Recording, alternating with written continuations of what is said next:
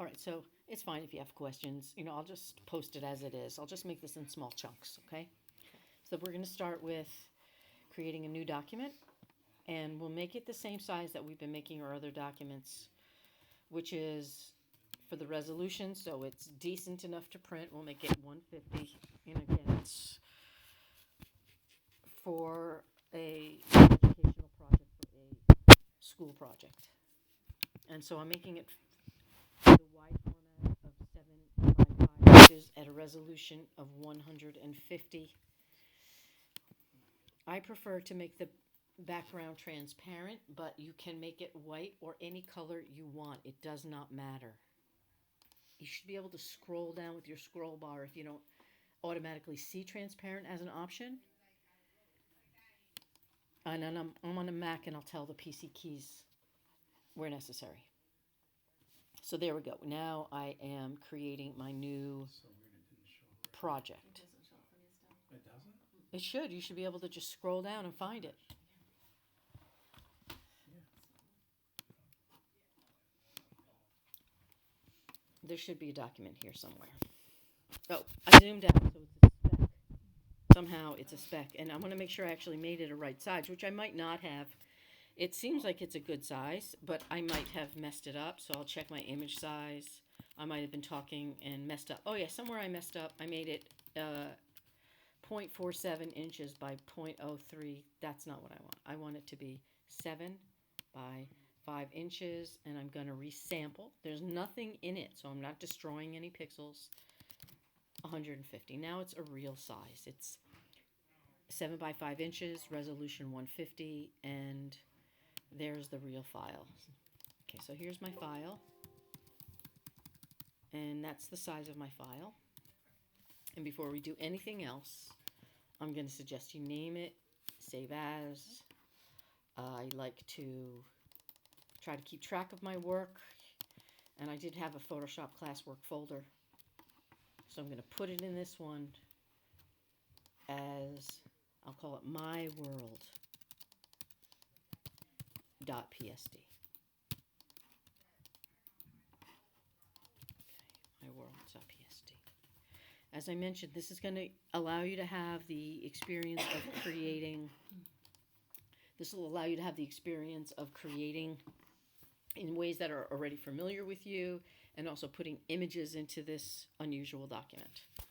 So the first thing that we're going to do in this document is choose something for the very background. And this will also give me a chance to show you some other great resources here. So a nice place also to get some free images that are beautiful is the NASA website.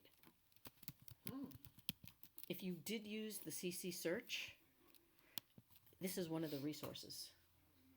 So I'm going to go to the NASA site. And again, this is just some kind of I guess I'm interested in outer space. I did want to be an astronaut at one point, but that's a whole other story.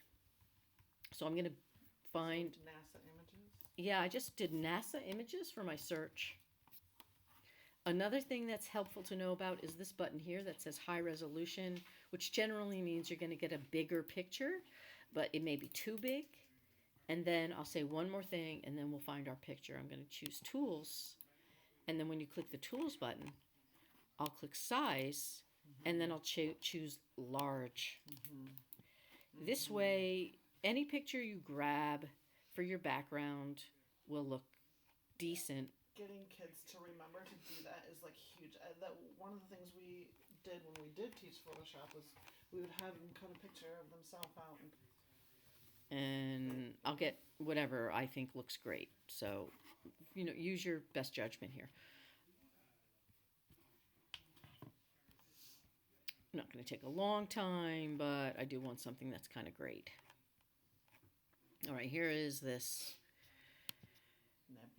beauteous nebula. And you can see the size of the file here is 2560 by 852. It's too big, and I'm down with that. That's okay. It actually looks like a painting, but I'm going to clean it. I'm not going to clean it. I'm not going to clean it. I'm not going to use it. This just wouldn't open up. Oh. And so this one is what? What is this one? I don't like that one. How about this one? That looks pretty good. This is also pretty large. It's 1280 by 1280. It's a square. And so I'm going to right mouse click on it and choose copy image.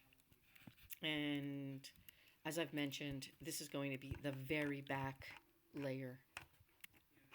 Once you've copied it, once you found one and you're happy about it, like this is also like a favorite of mine. This. All right. Once you found one, I can go control click or right mouse click and copy image. And then paste it into Photoshop. And then we're going to paste it into Photoshop. All right, so control click or right mouse click, copy image, and then we're going to toggle back. I didn't mean to save it. I meant to copy it. Copy it, yes, and then toggle back to Photoshop. And then edit, Oh, it's tiny. edit, The one I paste. got was not big enough. All right, so then that's good. So now you see it wasn't big enough, so you can get a different one. It's fine. Mine's very large, and it's good if it's very large. I liked that. That looked great. I know. I accidentally just got rid of it. Yeah. Okay, undo. Edit, undo.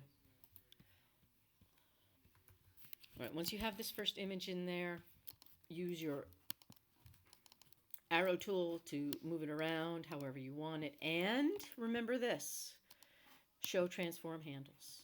Click the show transform handles, and then you can size the handles here however you want it to be, fitting so beautifully into the window of your document, however you want it to be. There's no one right way to do this. Just in general, better to get a larger image than smaller. All right, so that's the first step, is to get the background image. And then I generally like to turn this control handle back off again, this show transform controls. I like that off. And then I'll name this background, GROUND.